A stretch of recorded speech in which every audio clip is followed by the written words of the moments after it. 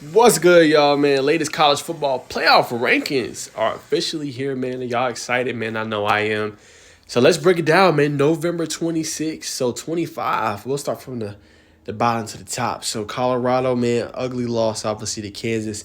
They're number 25 now. Their way in looks like it's going to probably be with a couple losses in the Big 12, man. They got to win their game, obviously, against Oklahoma State and get some help, okay? That's what it comes down to. They need Utah to win. They need, I think, BYU to win their game as well. They need a lot of help in order to get in. If not, they're not gonna. It's not gonna happen. Kansas State obviously beat them the week prior, or actually earlier in the season, I should say. They picked up a big win this week. Shout out to Kansas State and their program. Continue to play well. Avery Johnson looking like one of the better quarterbacks in the Big 12. Been doing his thing. Illinois remains at number 23. Obviously, this past week.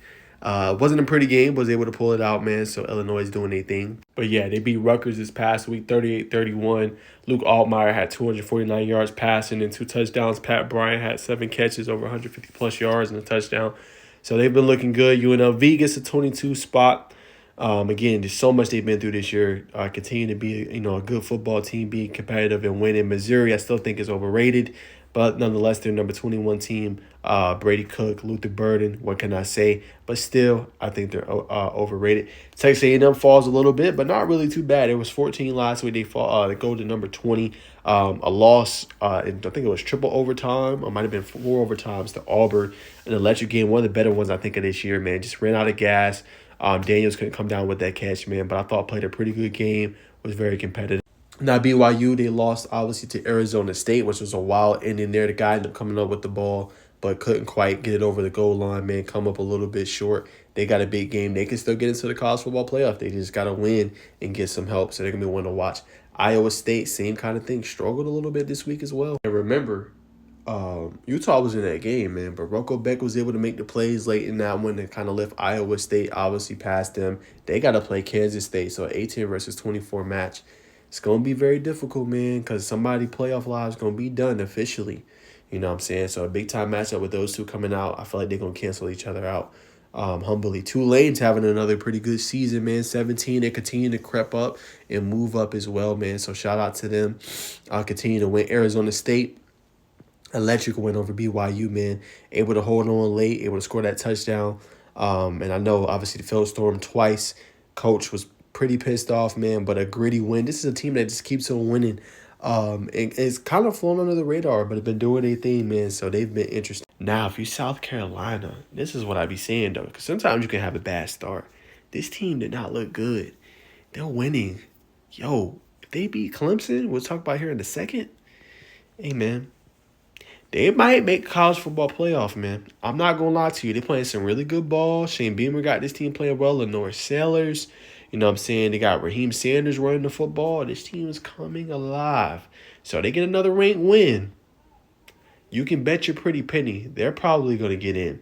Now, Ole Miss, I'm kind of shocked at number 14. The loss to Florida. Jackson Dart, first multi-interception game. Didn't really expect them to be that high. I think that's kind of high for Ole Miss at 14. But you can tell the committee is favoring. Now, y'all say what y'all want. Now, y'all been coming. Georgia fans been coming for the committee and other SEC fans. They are rating y'all pretty high in that conference. Because you see Bama only dropped to 13. That's kind of crazy. So you still got a shot if you're Bama. Potentially. You need some stuff to work your way. You got to handle Auburn. That's not an easy game. They got to come to your house, though. But to be 13 after that loss, and it was ugly against Oklahoma. I wouldn't even rate y'all. I'll rate y'all like 16, 17 because that was an ugly loss. But they still rating y'all pretty high. Now, 12, Clemson, you got to handle your business. You got to handle your business. You know what I'm saying? Cade Klubnik got to do what he got to do. Phil Maffa got to run that rock. Got to get the ball to Bryant Rusko. You know what I'm saying? You got to get the ball to Williams as well. And you got to be able to handle a South Carolina team. Now, it's going to be interesting. We know SEC is the top tier teams in the country. Clemson, you might find yourself in. Now, they got you at 12. We're going to look at the projected bracket. But you beat South Carolina, then you could say, okay, we played a couple SEC teams this year. We got throttled by Georgia, but we beat South Carolina. We deserve a chance to be in, even with our 2 losses. And you might get into that conversation of making the college football playoff and also get into the ACC championship. Miami got to handle their business at home this week. We're going to see. Next up, Boise State been struggling a little bit. Didn't like that win against Wyoming. But when you got one of the best rushers in the game, hey, how much work can you really have, right? Ashton Jeanty rushing for over 2,000 yards this season.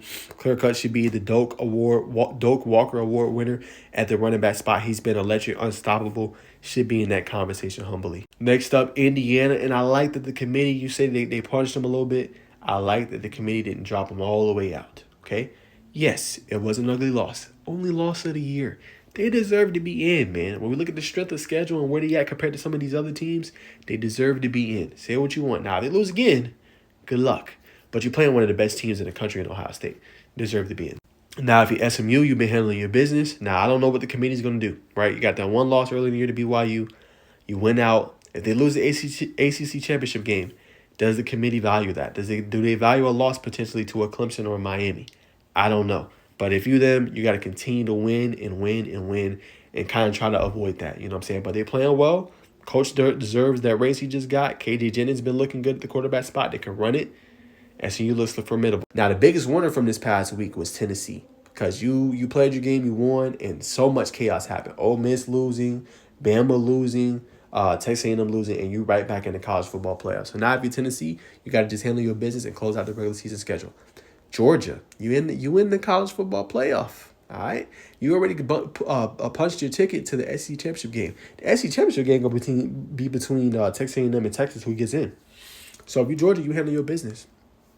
Don't lay an egg against Georgia Tech.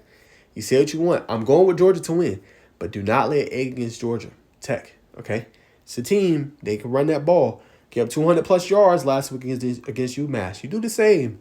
You're not beating Tech. Tech, when they run the ball like that, almost impossible to win. So Georgia, handle your business, beat your rival. But we're going to find out. Defense struggle, but offense looking good. The key thing here is Carson Beck's taking care of that football. And that's what you want to see. Got to take care of the football, you're going to have a chance. Miami, they picked up another big win, man. They beat Wake Forest this past week, 42-14. Offense looked good. Struggled a little bit to start, but did what they were supposed to do. Came out with a big victory, man. Shout out to Miami. They've been doing what they're supposed to be doing. Next up, you got Notre Dame, which I agree with that number 5 ranking. They beat another team. They beat Army pretty handily. Last week, they continue to win. They got, I think, USC this week. So that'll be another tough test on the road. They just beat UCLA. So if you Notre Dame, keep handling your business, man. Handing that ball to Jeremiah Love. He looks good. Riley Leonard's playing well. Your defense is formidable. They should be in the college football playoff. Y'all say what y'all want. They've played some stellar competition this year. Penn State at number 4, I think, again, deserves to be in there. Only lost to Ohio State, which is why they're number 2, why they rank so high. And Penn State, they just went out. They'll be in. Now, if you're Texas, you don't want to get back in this spot again, all right? You just don't want to do it. Don't want to do it. So handle your business, Texas A&M. They ain't got Le'Veon Moss no more. Depending on somebody else.